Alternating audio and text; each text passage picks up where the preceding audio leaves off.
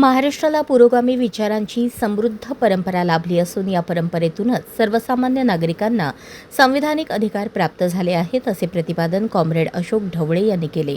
Doctor Babasaheb Ambedkar यांनी आयुष्यभर पीडित, शोषित आणि वंचित घटकांच्या हक्कांसाठी संघर्ष केला. असे नाही तर त्यांनी शेतकरी आणि कामगारांच्या प्रश्नांनाही प्राधान्य दिले, असे अधोरेखित केले. मार्क्सवादी कम्युनिस्ट पक्षाच्या वतीने डॉक्टर बाबासाहेब आंबेडकर यांच्या 135व्या जयंतीनिमित्त दत्तनगर येथील पक्ष कार्यालयात आयोजित व्याख्यानात ते बोलत होते.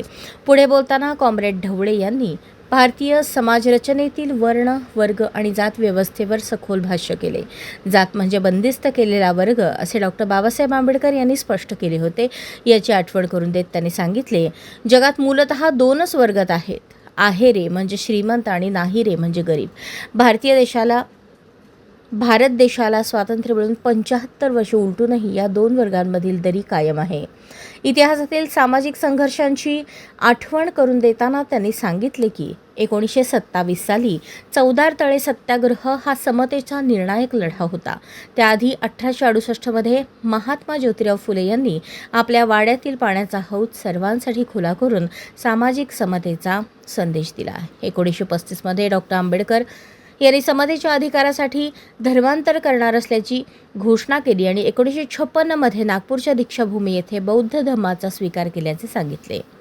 कार्यक्रमाची सुरुवात महात्मा ज्योतिराव फुले डॉक्टर बाबासाहेब आंबेडकर यांच्या प्रतिमेस पुष्पहार अर्पण करून करण्यात आली. प्रास्ताविक ॲडव्होकेट M.H. शेख यांनी केले तर परिचय कॉम्रेड दत्ता चव्हाण यांनी करून दिला. सूत्रसंचालन ॲडव्होकेट अनिल वासम यांनी केले.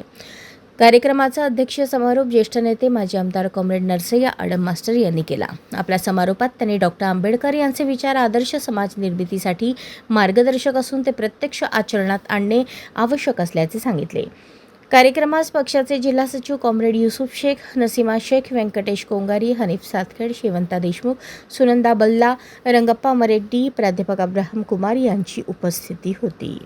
जनता राज्य न्यूज चॅनलला सबस्क्राईब करा, लाईक करा आणि शेअर करायला विसरू नका.